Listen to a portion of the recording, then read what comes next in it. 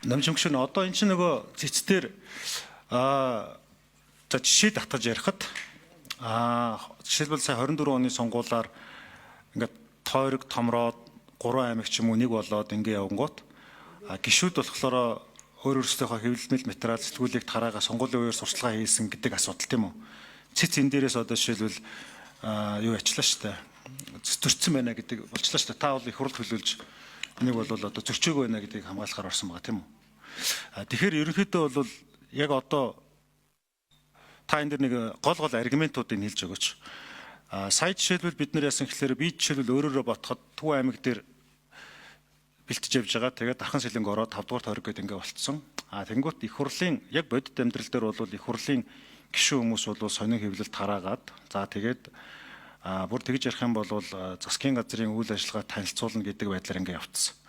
За тэгэнгүүт яасан бэ гэхээр ардсан нам бол бүлгийн зөвлөхүүд гээд бас одоо тэгээд бүлгийн мэдээлэл танилцуулна гэдэг. Шулуухан хэлэхэд бол тийм кавер хийгээд явцсан байхгүй. Тэр одоо энэ ингээд цаашлаад яаж явах юм бэ? Одоо энэ дээр та гол нөгөө гол аргументуудаа хэлээч. Өөрөлдвөл цэцтэр гаргасан гол аргументуудаа танилцуулаач гэж хүсье. Тэгээд нэг тодруулах юм байгаа хариултын дараа. За намжим гишүүний микрофон өгөөгүй. За яг уу энэ цэцгийн дүгнэлт дээр байгаачлан улсын хурлын гишүүний хувьд одоо сонгуулийн жил эхснээс хойш 1 сарын 1-ээс нөгөө нэр дэвшүүлэх ажиллагаа хүртэлээд нь шүү дээ тий. За энэ хүртэл бол улсын хурлын гишүүний хуваараа хийсэн ажлынхаа тайланг тарааж байгаа нь тарааж одоо иргэд сонгогчтой уулзалт хийж байгаа нь иргэд үндсэн хууль зөрчсөн гэдэг дүгнэлт цэцээс гарчаад байгаа. Улсын хурлын итгэмжсэн төлөөлөгчийн хувьд гол одоо аргумент юу байсан бэ гэхээр улсын хурлын гишүүн бол ард түмний элч төлөөлөгч тэндээс 4 жилийн хугацаатай мандаттай сонгогддог хүн. Энэ хүн улсын хурлын гишүүний төлөөлөх, хууль тогтоох, одоо хэн шалгахтай энэ чиг үүргээ хэрэгжүүлэхийн тулд заавал энэ нөгөө арсан парламентын энэ зарчмын дагуу иргэд сонгогчтойгоо эргэх холбоотой ажиллаж хийсэн ажлаа тайлгнаж ингэснээр нөгөө ард түмэн маань улсын хурлын гишүүн өөрсдийн эрч төлөөлөгчөөрөө дамжуулж төрийн одоо эрхийг барина гэсэн энэ үндсэн хуулийн суур зарчим маань биелэх юм боломжтой байгаа. За улсын хурлын хуулийн 8 дугаар зүйл дээр бас улсын хурлын гишүүний бүрэн эрх бол тангараг өргөснөөс эхлээд дараагийн улсын хурл одоо бүрэлдэснээр эн чинь бүрэн эрхэнд дуусж байгаа. За энэ бүрэн эрхийн хүрээнд юу байх вэ гэвэл улсын хурлын гишүүн өөрийн иргэд сонгогчдоо мэдээлэл өгөх бол өөрийнх нь бүрэн эрхийн асуудал. Тэгэхээр энэ бол зөвхөн одоо сонгуулийн жил ирхэсэн үгүй юугаас хамаарахгүйгээр бүтэн сонгогдсноос хойш дараагийн хугацаанд дуусах хүртлээр энэ үүрэг бүрэн эрхээ хэрэгжүүлэх боломжтой гэж үзэж байгаа. За цэц яг уу энэ дээр 3 юм үндслэлээр бол энэ зүйл заалтуудыг үндсэн хууль зөрчсөн байна гэдээ үзчихэж байгаа. Энэ одоо зүйл заалтууд маань нэгдүгээрт тодорхой биш ойлгомжгүй байна гэдэг байгаа.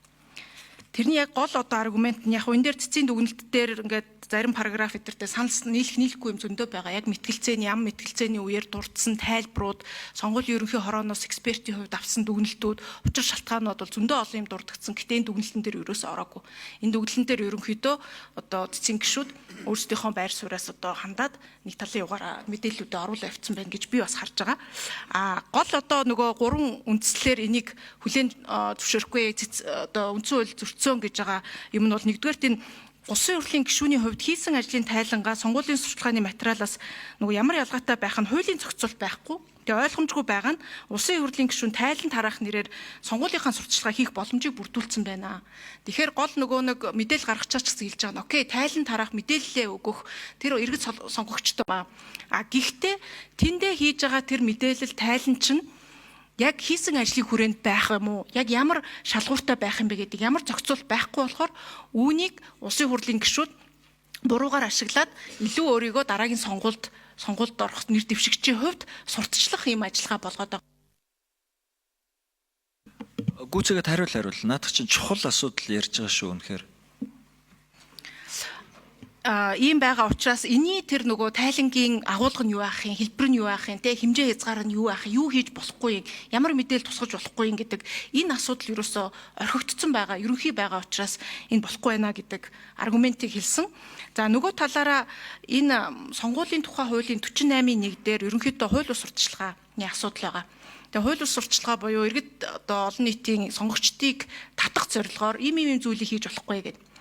За сонгуулийн ерөнхий орооноос бол зөвхөн энэ зүйлийг 1 сарын 1-ээс сонгуулийн жилийн 1 сарын 1-ээс хориглосон. Энд бол одоо бусад хүмүүстэй уулзуулаад дүүргийн иргэдийг дуудаад ингээ уулзах зохион байгуулах тухайн гишүүн биш хүн бол уулзах боломж нь нээлттэй байгаа гэдэг тайлбарыг өгсөн. Үнэхээр ч одоо хуулийн зүйл залтаар бол тийм байлээ.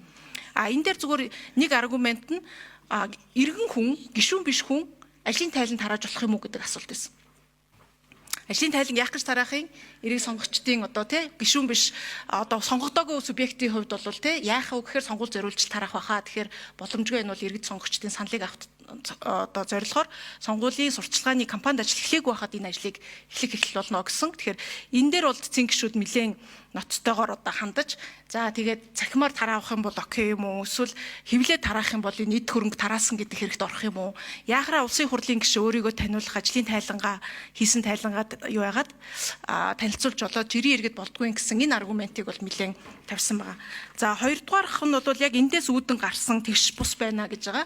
Тэгээ иймэрхүү байдлаар зохицуулсан нь ер нь бол улсын хурлын гишүүн хүн за тэгш энгийн иргэн хүн сонгуульд горилогчтой хүний хувьд тэгш бус байдлыг үүсгэжээ гэсэн асуудал байгаа. За 3 дугаарт бас ялгуурлан гадуурхсан байна гэдэг.